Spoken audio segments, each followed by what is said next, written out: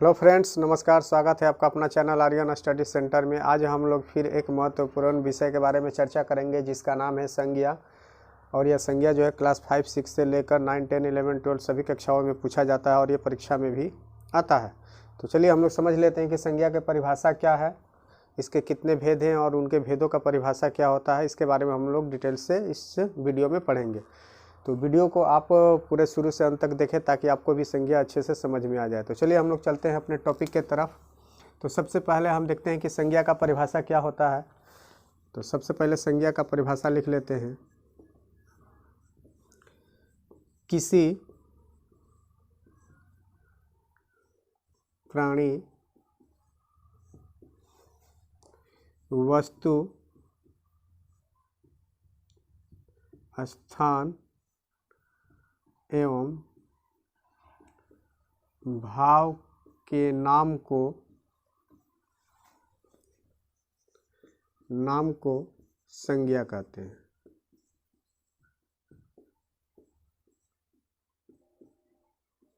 जैसे देखिए यहाँ पर मैंने लिखा है संज्ञा किसी प्राणी, वस्तु, स्थान एवं भाव के नाम को संज्ञा कहते हैं। उदाहरण में समझ लेते हैं। जैसे राम, श्याम, पटना,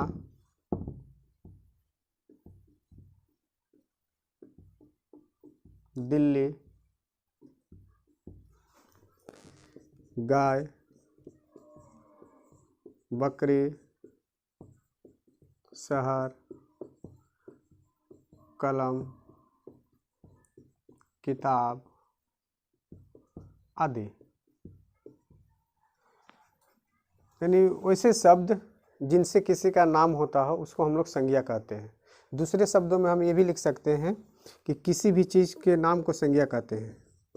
किसी भी चीज़ के नाम को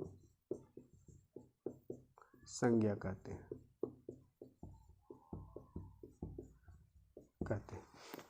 ये आप शॉर्ट में याद रख सकते हैं कि किसी भी चीज़ के नाम को संज्ञा कितने भेद हैं। तो संज्ञा के 5 भेद हैं। संज्ञा के 5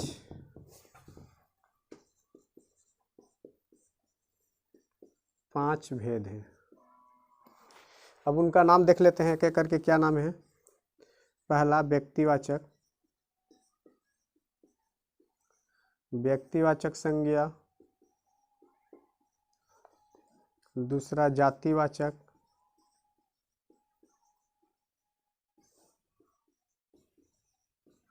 संज्ञा। तीसरा भाववाचक।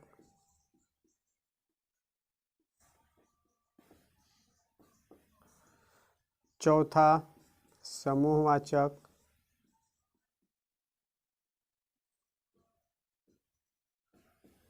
संज्ञा। पांचवा द्रव्यवाचक।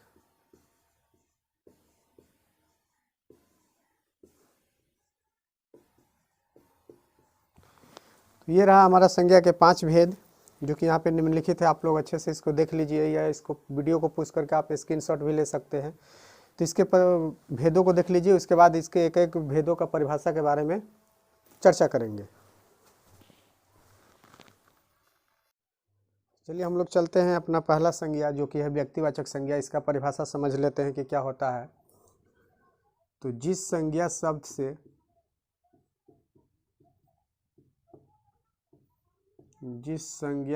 से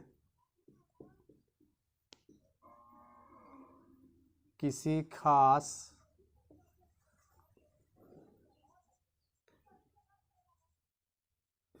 व्यक्ति, वस्तु एवं स्थान का बोध हो उसे व्यक्तिवाचक संज्ञा कहते हैं।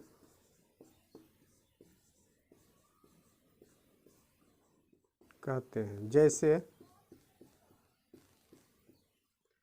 मोहन,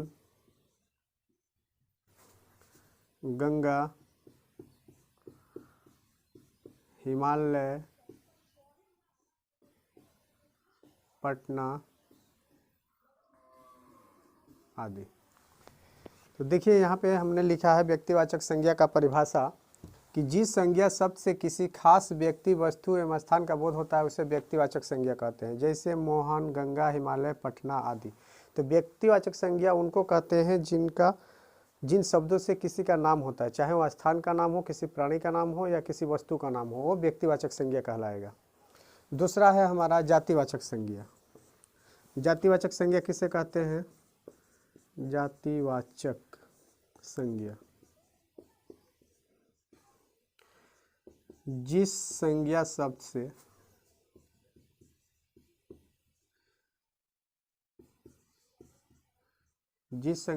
से किसी वस्तु, प्राणी एवं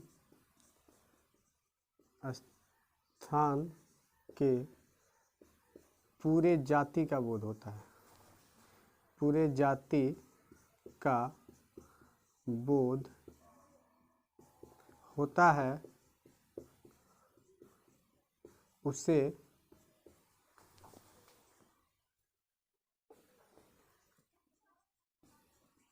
जातिवाचक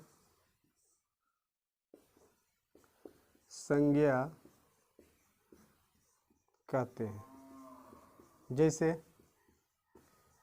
अब देखिए इसके उदाहरण से हम समझते हैं कि जातिवाचक संज्ञा क्या होता है। परिभाषा देखिए लिखा गया कि जिस संज्ञा शब्द से किसी वस्तु, प्राणी एवं स्थान के पूरे जाति भर का बोध होता है उसे जातिवाचक संज्ञा कहते हैं।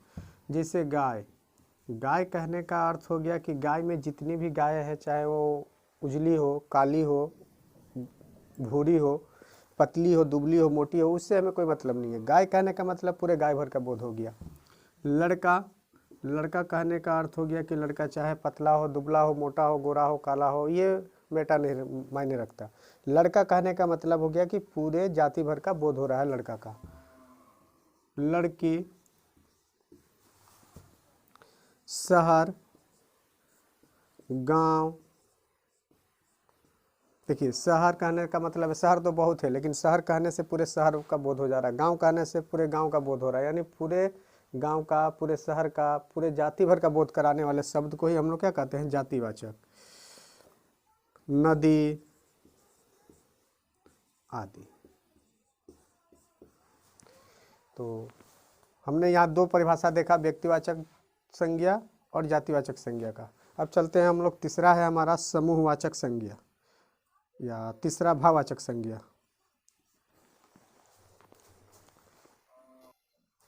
तीसरा है हम लोगों का भाववाचक संज्ञा। भाववाचक संज्ञा जिस संज्ञा शब्द से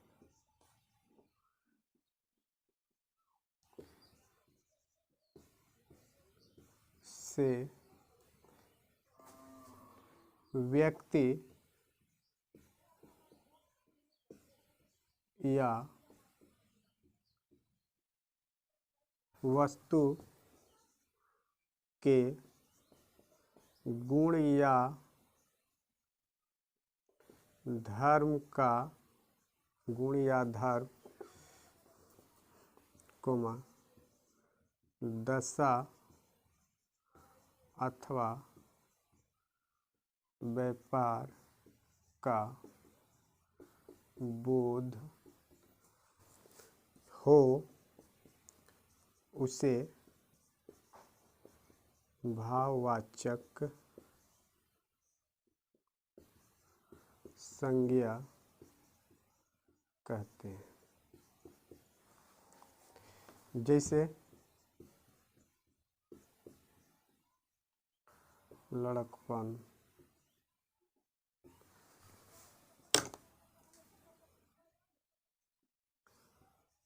बुढ़ापा, अच्छाई, बुराई,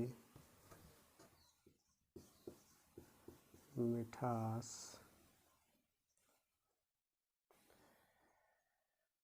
मिठास, उसके बाद ईमानदारी आदि। देखिए भाववाचक संज्ञा का परिभाषा हमने लिखा है, जिस संज्ञा सबसे व्यक्ति या वस्तु के गुण या धर्म, दशा अथवा व्यापार का बोध हो उसे भाववाचक संज्ञा कहते हैं। जैसे लड़कपन, बुढ़ापा, अच्छाई, बुराई, मिठास, ईमानदारी आदि। या दूसरे शब्दों में हम कह सकते हैं कि वे शब्द जिनका सिर्फ हम अनुभव कर सकते हैं उसे हम भाववाचक संज्ञा कहते हैं। जैसे यहाँ पे देखिए जितने भी शब्द हैं इनसे हमारा क्या होता है, हमें दशा दिखाता है, हमारा गुण को बताता है। हमें लड़कपन ये हमारा क्या बता रहा है, दशा बता रहा है। बुढ़ापा भी हमारा दशा बता रहा है। अच्छाई हमारा क्या बता रहा है, गुण बता रहा है कि हम कैसा है, खराब है कि अच्छा है, ये हमारी गुण को बताता है, उसे हम लोग भाववाचक संज्ञा कहते हैं। चौथा है समूहवाचक संज्ञा। समूहवाचक संज्ञा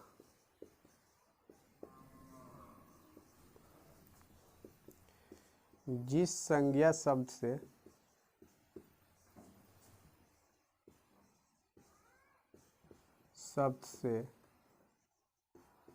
पूरे समूह का बोध होता है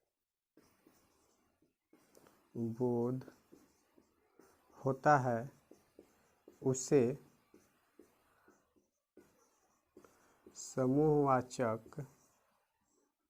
समूहवाचक संज्ञा कहते हैं। जैसे कक्षा, मेला,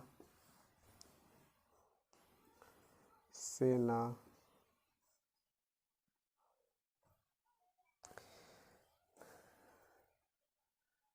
परिवार आदि। देखिए समूहवाचक संज्ञा किसे कहते हैं, तो जिस संज्ञा सबसे पूरे समूह का बोध होता है उसे समूहवाचक संज्ञा कहते हैं। या इसके नाम से ही हमें पता चल जाता है समूह। समूह का मतलब क्या होता है, एक जगह बहुत सारे लोग या वस्तु इकट्ठा होना, एक साथ अधिक संख्या में लोगों का या वस्तुओं का जमा होना ही क्या कहलाता है, समूह कहलाता है। तो जिस संज्ञा सबसे पूरे समूह का बोध होता है उसे समूहवाचक संज्ञा कहते हैं। जैसे देखिए कक्षा, कक्षा में क्या होता है, बहुत सारे छात्र होते हैं। मेला, मेला में भी क्या होते हैं, बहुत सारे लोग रहते हैं तब मेला बनता है। तो मेला, सेना, परिवार ये सब क्या है, सभी में एक से अधिक लोग रहते हैं, इसलिए ये क्या है, समूहवाचक संज्ञा का उदाहरण है। अब अगला है हम लोग का पांचवा है द्रव्यवाचक। पांचवा और अंतिम है द्रव्यवाचक संज्ञा। चलिए इसका परिभाषा लिख कर देखते हैं। जिस वस्तु का माप तौल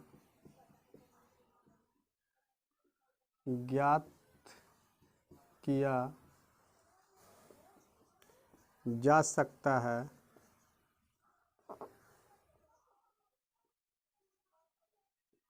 उसे द्रव्यवाचक संज्ञा कहते हैं।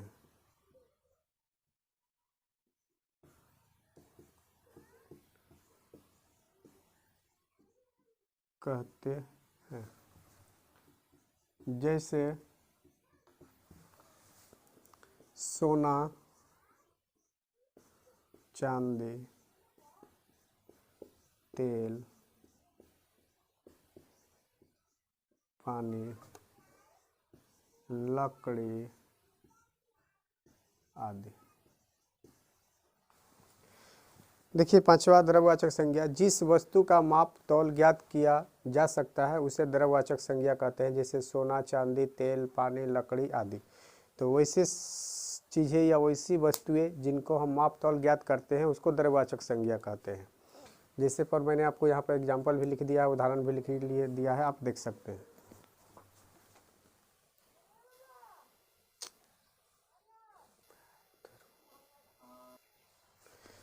तो दोस्तों आज के वीडियो में इतना तक ही रहा। संज्ञा के बारे में हम लोगों ने पढ़ा, संज्ञा का परिभाषा देखा, उसके भेदों को भी देखा कि उसके भेद क्या है, उसके परिभाषा क्या होती है। तो अभी तक यदि आपने हमारे चैनल को सब्सक्राइब नहीं किया है तो हमारे चैनल को सब्सक्राइब कर ले, ताकि सबसे पहले नोटिफिकेशन आपके पास पहुँचे। और ये इस वीडियो को हो सके तो ज़्यादा से ज़्यादा शेयर करें और वीडियो पर लाइक कमेंट करना ना भूलें। तो मिलते हैं नेक्स्ट वीडियो में, तब तक के लिए धन्यवाद।